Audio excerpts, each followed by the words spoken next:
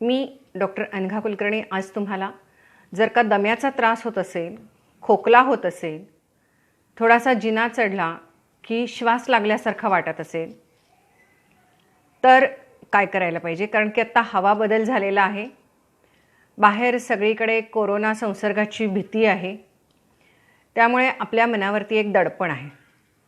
त्यामुळे जर का आपल्याला दम लागला, आपल्याला श्वास लागला तर लगेच कदाचित आपल्याला ॲडमिट व्हावं लागेल आणि कदाचित घरादारावरती संपूर्ण क्वारंटाईन व्हायची वेळ येईल अशी आपल्या मनामध्ये एक भीती आहे.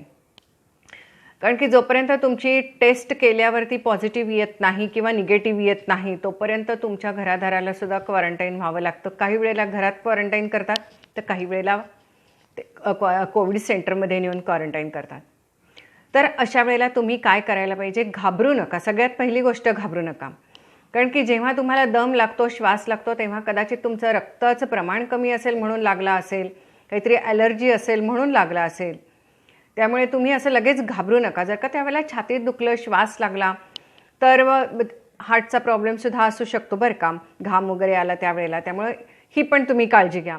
परंतु नॉर्मल तुम्हाला नक्की माहिती आहे की एखादा उदबत्तीचा वास आहे आणि तो उदबत्तीचा वास आला किंवा कोणीतरी सेंट मारला किंवा अलीकडे सॅनिटायझर मारल्यावर सुद्धा हा त्रास व्हायला लागला आहे की त्याचा वास बघून किंवा त्याच्या वासामुळे आपल्याला एकदम श्वास लागल्यासारखा होतो आणि मनावरती दडपण येतं.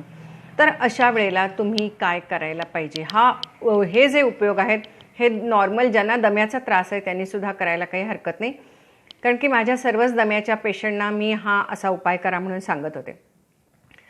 सगळ्यात पहिली गोष्ट, जी काही तुमची औषधं आहेत पूर्वीची घेत असलेली ती चालूच ठेवा. परंतु तुम्हाला दम्याचा त्रास नाही आहे, थोडासा खोकला आला आहे, सर्दीसारखं जरासं वाटतं आहे पण ताप नाही आहे आणि श्वास मात्र लागतो आहे, अस्वस्थ होत आहे तुम्ही, तर अशा वेळेला काय करायचं?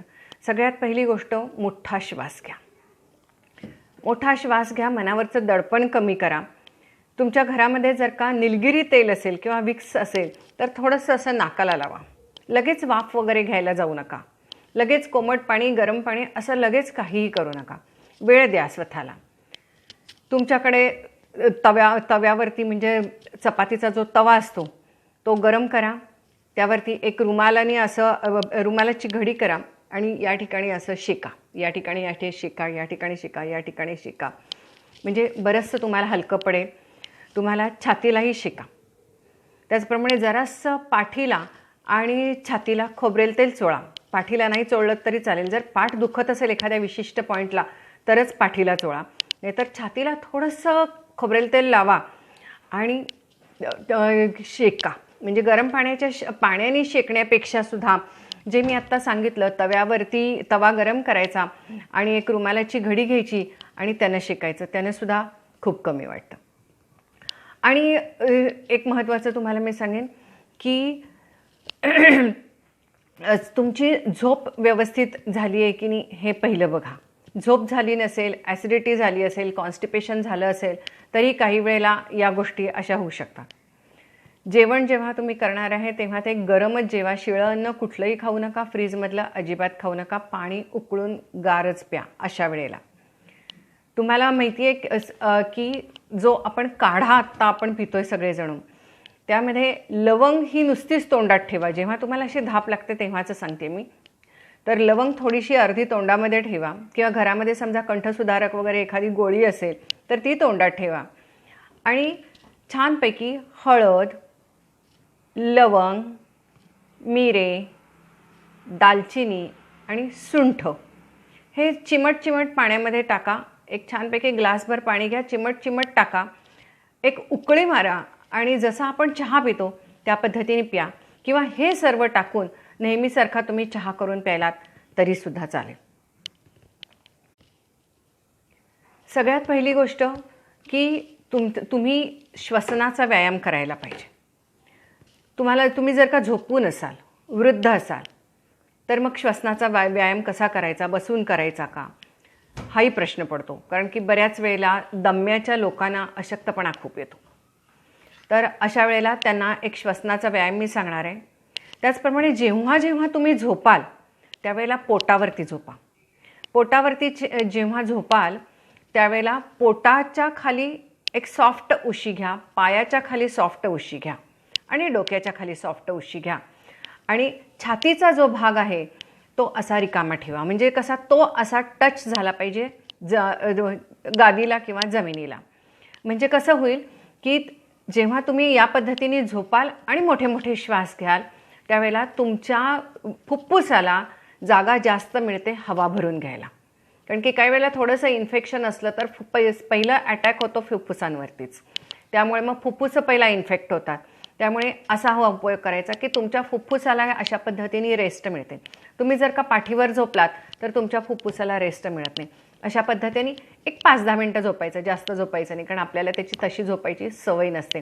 पोटावर झोपायचं, परंतु पोटावरती बारीक पातळ उशी घ्यायची. एखादी साडीची घडी घेतलीत तरी चालेल. पायाच्या खाली उशी घ्यायची आणि डोक्याच्या खाली उशी घ्यायची आणि असं या पद्धतीने साईडला डोकं ठेवून झोपायचं.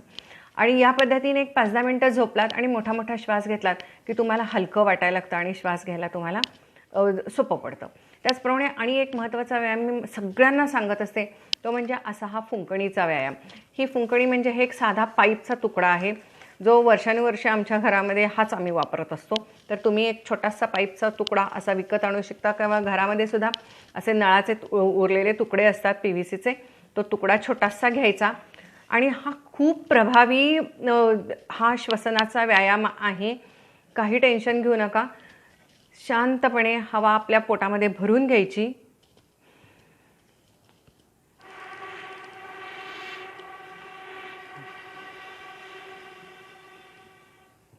जेवढा सोडता येईल तेवढा सोडायचा. अशी हवा भरून घ्यायची, जेवढा सोडता येईल तेवढा सोडायचा. आता यामध्ये तुम्ही म्हणाल मॅडम हे किती घाण आहे, काही नाही, हे याला चिकटलेलं आहे, ते डिंक आहे आणि तो निघत नाही आहे. आणि हा परफेक्ट एवढं याचं माप आहे, म्हणजे हे असं माप एवढं असलं पाहिजे. आणि असं एक 5-6 वेळा करा. तुमचा एकदम फुफ्फुसं तुमची हलकी पडतात आणि तुम्हाला श्वास घ्यायला जो त्रास होत होता तो कमी होतो.